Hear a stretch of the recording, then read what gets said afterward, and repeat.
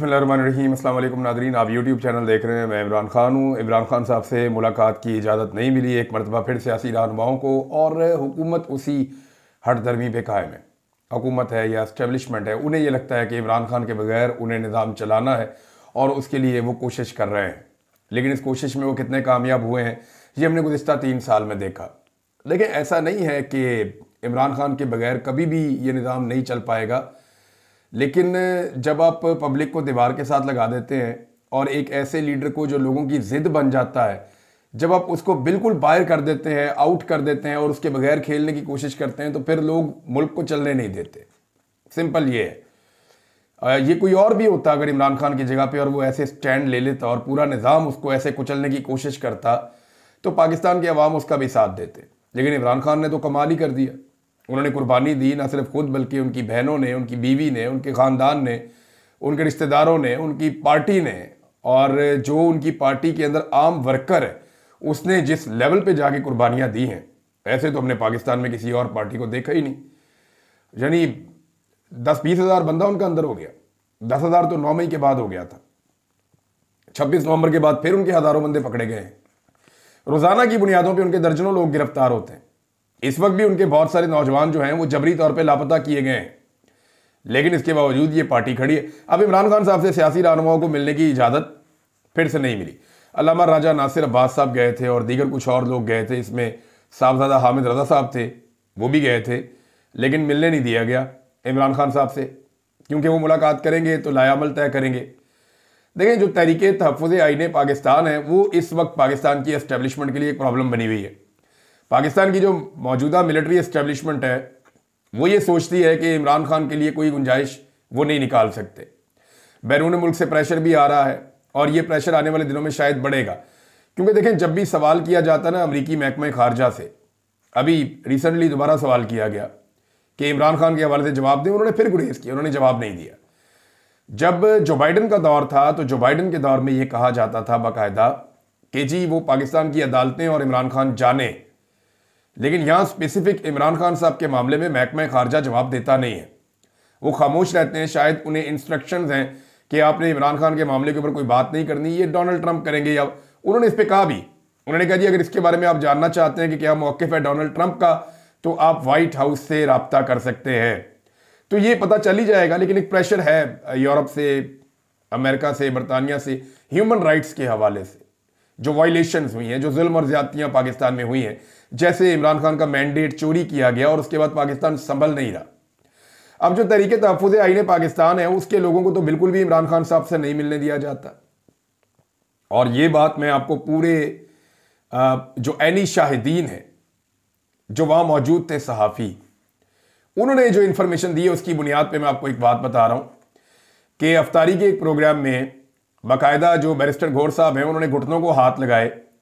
अल्लामा राजा नासिर अब्बास साहब और महमूद खान अचकज़ई साहब बैठे हुए थे और कुछ लोगों ने वहाँ देखा ये होते हुए, और वो यही समझा रहे थे कि सर चीज़ों को टून डाउन करें, नीचे लेकर आएँ। जबकि यहाँ पे जो तरीके तहफ़्फ़ुज़ आईने पाकिस्तान है वो एस्टेब्लिशमेंट के साथ किसी भी डील के लिए तैयार नहीं है, और वो ये चाहते हैं कि अवामी एहतजाज के ज़रिए से और दबाव बढ़ा के अपने मुतालबात मनवाए जाएँ। जबकि पाकिस्तान तहरीक इंसाफ की जो बाहर दस्तयाब क़यादत है उसमें से अक्सर लोग ये सोचते हैं कि कुछ ना कुछ करके कोई डील का, कोई बीच का रास्ता निकाला जाए, कुछ फेस सेविंग एस्टेब्लिशमेंट को दी जाए, कोई इमरान खान साहब कुछ चीज़ों पे सरेंडर कर दें या अपने मौक़िफ़ से 4 कदम पीछे हट जाएं। देखिए, एस्टेब्लिशमेंट को भी नवाज शरीफ की तरह इमरान खान को बाहर लाना है। वो ये चाहते हैं कि जैसे आसिफ अली जरदारी और नवाज शरीफ बाहर आए थे, बिल्कुल उसी फार्मूले के तहत इमरान खान भी बाहर आ जाएं।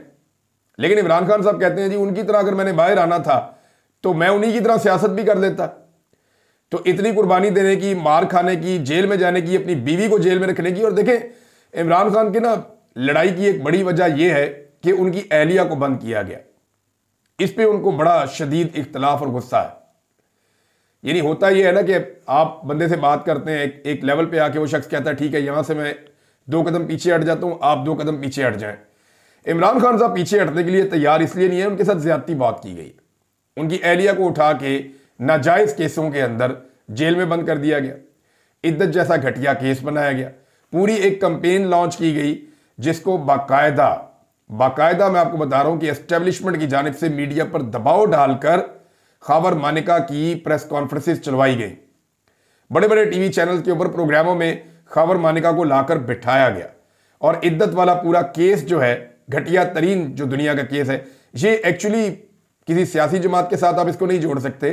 सियासी जमातों में बड़े बड़े गंदे लोग हैं और वो ऐसी घटिया हरकतें करते हैं और इसको अपनी सियासत के लिए इस्तेमाल करते हैं। लेकिन इद्दत जैसा घटिया केस पाकिस्तान की एस्टेब्लिशमेंट की जिम्मेदारी है। अब तहरीके तहफ़्फ़ुज़ आईन पाकिस्तान के अंदर एक मामला डिस्कस हुआ है और बड़ा खुलकर जो लीडरशिप है तहरीके तहफ़्फ़ुज़ आईन पाकिस्तान की, वो एक बात कर रहे हैं।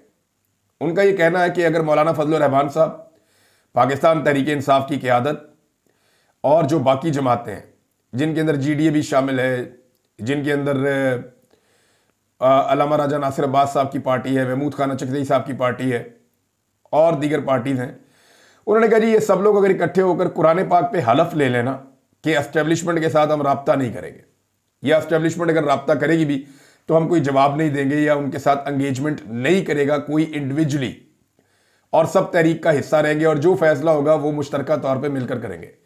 अगर इसके ऊपर कुरान पाक पे हलफ ले लिया जाए तो ये तजवीज़ दी गई है तहरीक तहफ़्फ़ुज़ आईन पाकिस्तान में, जिस पे इत्तफाक भी किया है पाकिस्तान तहरीक इंसाफ के चंद लोगों को छोड़ के, क्योंकि ये देखें वो तो अभी इसके अंदर शामिल ही नहीं है, ये तो उनकी तजवीज़ है। तहरीक इंसाफ की जो क़यादत है वो तो समझते हैं कि वो बहुत मकबूल और बहुत बड़ी जमात है, लिहाजा एक वक्त आएगा कि एस्टेब्लिशमेंट उनके साथ डील करने आएगी और कुछ शराइत एस्टेब्लिशमेंट की शायद मान ली जाएँ और कुछ एस्टेब्लिशमेंट से मनवा ली जाएँ। वो तो इस खाते में पड़े हुए हैं, लेकिन इमरान खान ने ये बात नहीं माननी, उन्हें इस बात का आइडिया नहीं है। तो अब इस पे जो है वो ये कहा गया कि जी 100% कामयाबी की गारंटी है अगर मिलिट्री एस्टेब्लिशमेंट के साथ तहरीक तहफ़्फ़ुज़ आईन पाकिस्तान के प्लेटफॉर्म के अंडर आने वाली तमाम लीडरशिप ये कुरान पाक पे हलफ ले ले कि हमने उनके साथ बात ही नहीं करनी और जो बात होगी वो सामने होगी और सब मिलकर करेंगे। ऐसा नहीं हो सकता कि ये हो। अच्छा, इसमें एक जो ऑल पार्टीज कॉन्फ्रेंस बुलाने का फैसला किया गया ईद के बाद, इस हवाले से अब कुछ चीज़ें सामने आ रही हैं। जो लोग कोऑर्डिनेशन में हैं वो ये बता रहे हैं कि मारंग बलोच साहिबा का एक एतराज़ ये है कि आपकी तहरीक का नाम ही तहरीक तहफ़्फ़ुज़ आईन पाकिस्तान है, तो हमें इस मुल्क के आइन ने क्या दिया, यानी आइन के अंदर जितने हकूक़ हैं उनमें से हमें क्या मिला। तो वो उनको आइन पे एतराज़ है, आइन के हवाले से उनके तहफ़्फ़ुज़ात हैं। देखिए, आइन तो एक अच्छी किताब है, आइन के अंदर बहुत सारी चीज़ें जो हैं वो बहुत अच्छी हैं।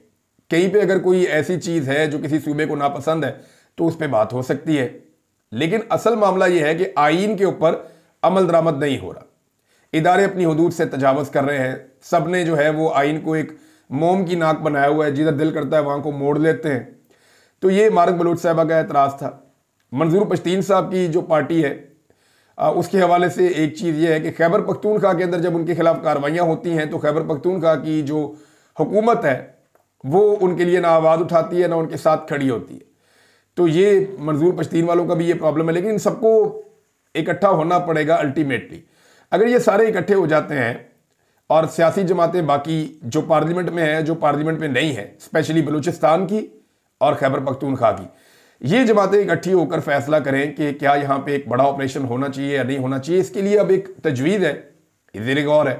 पीपल्स पार्टी ने भी इसकी हमायत की है, जबकि फजलुर रहमान साहब की पार्टी ने भी इसकी हमायत की है, बल्कि उन्होंने तो ये मुतालबे की सूरत में रखा है कि ये होना चाहिए, इसके बगैर पाकिस्तान आगे बढ़ेगा नहीं, कि इमरान खान साहब को पैरोल पर रिहा करके लाया जाए इस मीटिंग के अंदर।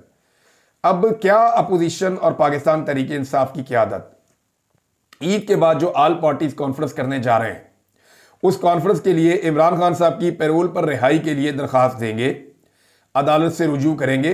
क्योंकि एक नया फिनोमिना ये है कि अब जितने भी केसेस इमरान खान साहब से मुताल्लिक हों या पाकिस्तान तहरीक इंसाफ के जो लोग हफ्से भेजा में रखे जाते हैं, जिन्हें जबरी तौर पे लापता कर दिया जाता है, जैसे कि अभी भी चंद नौजवान पाकिस्तान तहरीक इंसाफ के जो हैं वो जबरी तौर पे लापता किए गए हैं, तो जबरी गुमशुदगियों के हवाले से अब जितने भी केसेस हैं वो उन जजेस के सामने लगाए जाते हैं जो जजेस 26वीं आईनी तरमीम के नतीजे में अदालतों में आकर बैठे हैं। ये बड़ा इंटरेस्टिंग है, यानी ये तमाम केसेस अब वो जजेस के पास लगते हैं, ऑटोमेटिकली जाते ही वहां पे हैं। क्योंकि देखिए एक मैकेनिज्म है ना हाई कोर्ट्स का, वहां पे बाकायदा चीफ जस्टिस मुदाखलत कर सकते हैं। तो जो केसेस हैं वो ऑटोमेटिकली जाके लगते हैं उन जजेस के पास जो 26वीं आईनी तरमीम के नतीजे में इस नौकरी पे रखे गए हैं। या उन्हें लाकर जज बनाया गया है। तो वो जजेस जो है वो इसमें कोई इंसाफ दे नहीं रहे। मिसाल के तौर पे लाहौर में खातून जज हैं, उनके सामने जब फरहान चिश्ती साहब का केस गया तो उन्होंने कहा जी सेक्रेटरी दिफा को तो नोटिस कर ही नहीं सकते, वो तो मिलिट्री ऑफिसर है। और भाई सेक्रेटरी दिफा रिटायर्ड मिलिट्री ऑफिसर है, पुलिस को तो नोटिस करें, बाकायदा वीडियो मौजूद है, बंदे को उठाकर ले गए, किसी अदालत में पेश नहीं किया। पुलिस के कमांडोज वहां पे मौजूद थे, उन्होंने फरहान चिश्ती को वहां पे अगवा करवाया खुद मौके पर, सीसीटीवी फुटेजेस मौजूद हैं। अब जो दिखाई जा रही हैं जज साहबा के सामने शवाहिद रखे जा रहे हैं, तो उन्होंने पुलिस को भी नोटिस नहीं किया। तो इस तरह के जो जजेस आए हैं, इनके बाद हफ्से भेजा के जो मामलात हैं जबरी गुमशुदगियों के पाकिस्तान तहरीक इंसाफ के हवाले से, वो भी खटाई में पड़ जाएंगे। बहरहाल इमरान खान साहब को पैरोल पर रिहाई की कोशिश की जाएगी कि उनको पैरोल पर लाया जाए और लाकर इमरान खान साहब को ऑल पार्टीज कॉन्फ्रेंस के अंदर शामिल किया जाए। अब मामला यह है ना कि कब तक एस्टेब्लिशमेंट इमरान खान साहब को दीवार के पीछे रखेगी। ना उनकी आवाज़ आती है, ना उनकी तस्वीर आती है। तो एक दिन तो उनको ये पर्दा हटाना पड़ेगा, ये रिस्क उनको एक दिन लेना पड़ेगा। जितना ये रिस्क वो इलेक्शन के करीब जाकर लेंगे, इमरान खान साहब का जो पॉपुलैरिटी का गुब्बारा है वो उतना फूलता जाएगा, उनकी मकबूलियत उतनी बढ़ती जाएगी और उसका फ़ायदा इमरान खान साहब को होगा। ये सारी पॉलिटिकल पार्टीज जानती हैं। अब फजलुर रहमान साहब को जो यकीन दहानियाँ चाहिए, उसमें ईसा नकवी साहब की जो रिपोर्ट थी या उन्होंने जो खबर दी थी वो खबर दुरुस्त है। मैंने कुछ और जगहों से तस्दीक की है। फजलुर रहमान साहब को कुछ श्योरिटीज़ चाहिए और इमरान खान साहब वो दे सकते हैं। मिसाल के तौर पे ये सब जानते हैं कि इमरान खान साहब की बहुत बड़ी अक्सरियत आएगी अगर free and fair election Pakistan में हो जाते हैं तो इसमें जो फजलुर रहमान साहब की पार्टी है, क्योंकि वो छोटी पार्टी है, वो ज़्यादा सीटें नहीं जीत सकते, तो उनको गारंटी चाहिए कि जी हमें बताएं, हम आप हमारे साथ कहाँ पे सीट एडजस्टमेंट करेंगे। यानी वो ये चाहेंगे कि उनको खुद की सीट मिल जाए, उनके बेटे को एक सीट मिल जाए, उनके भाई का जो है वो मामला हो जाए, बाकी जो उनकी पार्टी के अहम लोग हैं उनके साथ कोई 4, 5, 6 सीटों के ऊपर सीट एडजस्टमेंट पाकिस्तान तहरीक इंसाफ कर ले। वैसे कोशिश तो वो शुरू करते हैं 20 से 25 से, लेकिन ये भी सबको आइडिया है कि कौन कौन सी सीटें हैं जहां पे वो जीत सकते हैं। तो ये पाकिस्तान तहरीक इंसाफ उनके साथ क्या एक ये मुआहदा करेगी, महमूद खान चकजई के साथ, अख्तर मेंगल के साथ, शाहिद खकान अब्बासी के साथ, मिफ्ता इस्माइल के साथ। तो इनको थोड़ा सा रूम देना पड़ेगा कि जी ठीक है, जहां पे आप लोग इलेक्शन लड़ेंगे वहां पाकिस्तान तहरीक इंसाफ आपके मुकाबले में अपना बंदा खड़ा नहीं करेगी, तो तब ये अभी एक तहरीक बनेगी। और अगर ये तहरीक बनती है और कामयाब हो जाती है और ये एक नए इलेक्शन की तरफ जाते हैं, तो मेरे ख्याल में ये कोई महंगा सौदा नहीं है इमरान खान साहब के लिए। सियासत में आपको बाज़ औक़ात लोगों को साथ लेकर चलना पड़ता है। फजलुर रहमान साहब के तहफ़्फ़ुज़ात हैं। देखें ना, मामला ये है कि इस वक्त नवाज शरीफ साहब की, शहबाज शरीफ साहब की हुकूमत है जरदारी की। जितने भी बुरे हों, फजलुर रहमान साहब की बात ये सुन लेते हैं। कुछ जायज़ नाजायज़ काम है वो भी ये लोग कर लेते हैं। लेकिन इमरान खान साहब की अगर हुकूमत आ जाती है और फजलुर रहमान साहब कट ऑफ होते हैं, तो फजलुर रहमान साहब की तो बात सुनी नहीं जाएगी, उन्हें तो कोई मुंह ही नहीं लगाएगा। लिहाजा ये बात ठीक है फजलुर रहमान साहब के या उनकी पार्टी के तहफ़्फ़ुज़ात कि उन्हें ये लगता है, उन्हें ये डर भी लगता है कि जनाब कल को पता नहीं हमारे साथ क्या होगा। नादरीन, ये नवाज शरीफ साहब के हवाले से खबर है। एक तो ये कहा गया कि वो बीमार है, लेकिन वो जाती उम्र में मुलाकातें भी कर रहे हैं। पहले बताया गया बीमार है, लेकिन उन्होंने जो एक मीटिंग बुलाई गई थी कौमी सलामती कमेटी की इजलास, उसके अंदर शिरकत ना करके उन्होंने एस्टेब्लिशमेंट को नाराज़ किया और एस्टेब्लिशमेंट की जानिब से अर्दली हुकूमत को बड़ा सख्त पैगाम दिया गया है। देखिए, मामला ये है कि एस्टेब्लिशमेंट ये कहती है कि हमने नवाज शरीफ के लिए हर मुश्किल फैसला किया। नवाज शरीफ को खुश करने के लिए लंदन प्लान के मुताबिक हमने इमरान खान साहब का रजीम उल्टा दिया, फिर नवाज शरीफ साहब के भाई को वज़ीर आज़म बनाया, फिर ये इलेक्शन जीत ही नहीं पा रहे थे, बड़ी मुश्किल से इनको इलेक्शन जितवाया, इनके मुखालिफ को कुचल दिया। ना जलसा, ना जलूस, ना इंतखाबी निशान, बल्कि उनके तो कागजात नामजदगी भी छीन लिए। उनकी पहली क़यादत को इलेक्शन लड़ने भी नहीं दिया गया। सेकंड टियर उनकी जो है वो इलेक्शन लड़ रही थी। तो ये सारा प्लस माइनस करें तो एस्टेब्लिशमेंट ने फिर जाली फॉर्म 47 के ऊपर इनकी हुकूमत बनाकर हारे हुए इलेक्शन को जीत में तब्दील करके बेटी को वज़ीर आला और भाई को वज़ीर आज़म बना दिया। वो ये कहते हैं हमने इतने एहसानात किए हैं नवाज शरीफ साहब के ऊपर, ये एहसान फरामोश कैसे हो सकते हैं? जब हमें ज़रूरत पड़ी है, हमारे ऊपर हमले हो रहे हैं, तो हमने एक मीटिंग कॉल करवाई, उस मीटिंग में नवाज शरीफ को दावत दी और नवाज शरीफ साहब ने जो है वो दुखी आत्मा बन के वहाँ पर आना पसंद ही नहीं किया। तो इस बात के ऊपर जो है वो एक तकलीफ है एस्टेब्लिशमेंट में कि जिस आदमी के लिए हमने इतना जोर लगाया, इतना सारा कुछ किया, आज वो हमारे बयानिए के साथ या मुश्किल वक्त में हमारे साथ खड़े होने के लिए तैयार नहीं है। वहाँ पे रायमंड में मुलाकातें कर रहे हैं जाती उम्रा में, लेकिन फिर इसके साथ साथ ये भी बताया गया है कि बीमार भी हैं।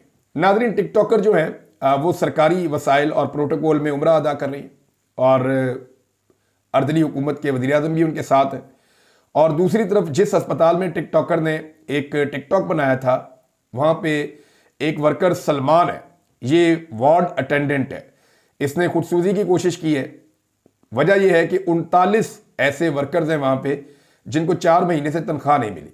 अब ईद आने वाली है, रमज़ानुल मुबारक गुजर रहा है, जब आप गरीब वर्कर को 4-4 महीने तनख्वाह नहीं देंगे, उस अस्पताल में जाके टिकटॉक बना लिया कि दवाई नहीं है। उस अस्पताल के अंदर 39 ऐसे वर्कर्स भी मौजूद थे जिनको बेचारों को तनख्वाह नहीं मिल रही थी। और अंदाज़ा करें कि कैसा प्रोटोकॉल होता है, कैसा कंट्रोल्ड इन्वायरमेंट होता है कि जो खुदसूजी की कोशिश कर रहा है, क्या वो उसने कोशिश नहीं की होगी इन लोगों ने मरीम नवाज से बात करने की जब वो आई अस्पताल में? तो 4 महीने से इनको तनख्वाहें नहीं मिली, इनका बजट बंद है। यहां से आप अंदाजा कर लें। नाज़रीन, एक खबर और है, और वो खबर मैं आपको देना चाहूंगा जमाइमा के हवाले से। देखें, इमरान खान साहब को जब भी कहा जाता है एजेंट, यहूदियों का एजेंट कहा जाता है ना, इमरान खान साहब को ये लोग कहते हैं, ख़ासतौर पे ख्वाजा आसिफ और मुख्तलिफ एहसन इकबाल वगैरह, यहाँ पाकिस्तान में कहते हैं यहूदियों का एजेंट, और जैसे ही मगरबी ममालिक में उतरते हैं एयरपोर्ट से तो वहाँ जाके कहते हैं कि तालिबान खान। ये उनका एक वतीरा है, दोनों तरफ अलग अलग बयान देते हैं, इसीलिए झूठे करार पाते हैं और लोग इनकी बात पे यकीन नहीं करते। तो अब ये जो जमाइमा जिनका नाम लेकर बार बार ये कहा जाता है कि जमाइमा की वजह से इमरान खान पे टैग लगता है कि ये यहूदियों का एजेंट है, ज़रा जमाइमा का आप देखें ट्वीट। जमाइमा अपने ट्वीट में ये कहती हैं कि 7 अक्टूबर को जब 36 इसराइली बच्चे, जिनमें एक दूध पीता बच्चा भी शामिल था, उन्हें बहुत ब्रूटली कत्ल किया गया, उसको दुरुस्त तरीके से उसका मजम्मत की गई और पूरी दुनिया ने जो है वो इसकी मजम्मत की और इसके ऊपर फिल्में बनाई गई ताकि ये वाक़या कभी भी ना भूला जा सके। और इसराइल को डिस्प्ले किया गया पब्लिक के अंदर, पूरी दुनिया में, अक्रॉस द ग्लोब, पूरी दुनिया के अंदर जो है वो इस हवाले से आवाज़ उठाई गई। लेकिन अब वो ये बताती हैं 18 मार्च का एक वाक़या, आज से 2 दिन पहले का, उसमें कहती हैं 18 मार्च को 130 फ़लस्तीनी बच्चे जो है वो कत्ल कर दिए गए जब वो सो रहे थे। और ये वाक़या जहाँ पे इसराइल के ऊपर अटैक हुआ था 36 बच्चों के हवाले से, उसके बिल्कुल करीब हुआ है। वहाँ 36 बच्चे थे, यहाँ 130 बच्चे हैं। और इसके ऊपर जो है किसी भी फ्रंट पेज के ऊपर अखबारात में बैनुल-अक़वामी तौर पे खबरें नहीं लगी। और एंड में वो लिखती हैं it's just another day in Gaza, कि ये गाज़ा का एक दिन और था। यहाँ रोज़ाना ऐसे ही होता है। तो दुनिया की वो बेईमानी बेनकाब कर रही हैं गाज़ा को लेकर कि जब इसराइल के ऊपर हमास ने अटैक किया तो उसके ऊपर मजम्मत हुई और बच्चों के हवाले से पूरी दुनिया में फिल्में बनी, आवाज़ उठाई गई और पूरी दुनिया का ये मसला बनाया गया। लेकिन जब 130 बच्चे शहीद हो गए फ़लस्तीन के और रात को जब वो सो रहे थे तो इसके ऊपर किसी ने खबर भी नहीं दी, और ये एक और दिन था गाज़ा में।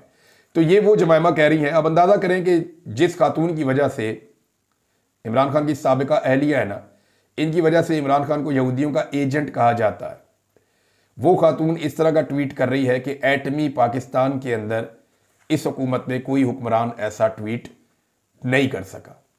अंदाज़ा कीजिए आप। तो ये पड़ा आपका यहूदी एजेंट वाला बयानिया। इमरान खान की बहन ने कहा है कि जो 14 लोग हैं जिनके नाम दिए गए उस मीटिंग में जाने के लिए, अब उनसे जवाब मांगे ना, यानी माइनस इमरान खान इन्होंने कैसे कर दिया? तो अहमद डोगर साहब ने दिए थे ये नाम, इन्हें बड़ी जल्दी थी कि ये जाएं और जाकर वहां पे बातचीत करें। अली अमीन गड्ढापुर साहब ने नुक्ता ठीक उठाया। देखें, मामला हमेशा डिस्कशन से हल होते हैं। आप पूछते हैं, फिर जवाब मांगते हैं, फिर जवाब देते हैं, आप डिस्कशन करते हैं, ये खराबी हो गई, इसको ठीक करना है, हमें वसाइल क्या चाहिए, लड़ना कैसे है, तो एक दूसरे से आप इंटरेक्ट करते हैं। तो ये जो 5-7 घंटे की मुलाकात हुई, कौमी सलामती कमेटी का इजलास, इसमें क्या हुआ? एक ब्रीफिंग हुई, कोई सवाल जवाब नहीं, उसके बाद बारी बारी सबने खिताब किया और घर चले गए। इस तरह दहशतगर्दी से लड़ना है? इस तरह तो दहशतगर्दी से आप 1000 साल नहीं लड़ सकते जब तक कि आप बैठ कर तय नहीं करेंगे। और देखिए, फैसले बंद कमरे के पीछे वही लोग कर रहे होते हैं जिन्होंने अपने आप को फैसला साज ज़बरदस्ती बनाया हुआ है। अवामी मुंतखब नुमाइंदे फैसले नहीं करते और APC को नाकाम करने की पूरी कोशिश की जाएगी कि किसी तरह जो APC है वो नाकाम हो जाए, क्योंकि अगर वो कामयाब हो जाती है तो मामला एस्टेब्लिशमेंट के लिए मुश्किलात पैदा होने का हो जाएगा। अहमद नूरानी साहब की स्टोरी से तवज्जो हटाने की लगातार कोशिश की जा रही है, एक के बाद एक खबर दी जा रही है, मगर उस स्टोरी की जो अहमद नूरानी साहब ने की है अभी तक कोई तरदीद सामने नहीं आई। जुनैद अकबर साहब को इसके ऊपर ज़रूर काम शुरू करना चाहिए और उनको बहैसियत जो पब्लिक अकाउंट कमेटी के वो चेयरमैन है वहाँ पे ये सवाल उठाना चाहिए और शुरू करना चाहिए हाजरा सुहेल से कि हाजरा सुहेल कैसे पीफ जैसे बड़े इदारे की CEO लग गई कवानीन की धज्जियाँ उड़ाते हुए, अकॉर्डिंग टू द न्यूज़ जो दी है अहमद नूरानी साहब ने। अहमद नूरानी साहब के भाई अभी तक वापस नहीं आए। और एक चीज़ मैं आपको और बता दूं, अल्लामा राजा नासिर अब्बास साहब ने एक बहुत बड़ी खबर दी है। ये बहुत बड़ा इंकशाफ है और ये इंकशाफ सुनने के बाद मैं भी हैरान हो गया था कि क्या इतने बड़े बड़े वाकयात इस मुल्क के अंदर हो रहे हैं, ये मुल्क कैसे आगे बढ़ेगा, कैसे तरक्की करेगा। वाकया ये हुआ नादरीन के उमर अयूब साहब के ऊपर एक FIR हुई जिसमें उन्होंने एक कंटेनर का शीशा तोड़ा और उसके अंदर से बिस्किट चोरी कर लिया। अब अंदाजा करें आप कि ये अपोजिशन लीडर है, इसने एक कंटेनर का शीशा तोड़ा और इसके अंदर से बिस्किट चोरी कर लिया। तो ये मुल्क के अंदर जब इतने बड़े बड़े वाकयात हो रहे हैं, इतने खौफनाक वाकयात हो रहे हैं, तो मुल्क कैसे आगे बढ़ेगा। ये पूरी कौम के लिए लम्हा फिक्रिया है, पूरी कौम को मिलकर इसकी मजम्मत करनी चाहिए। उमर अयूब साहब के ऊपर दहशतगर्दी के मुकदमात दर्ज होने चाहिए और हर हाल में ये बिस्किट जो है ये बरामद करना चाहिए। अब तक के लिए इतनी, अपना ख्याल रखिएगा, अपने इस चैनल का भी। अल्लाह हाफ़िज़।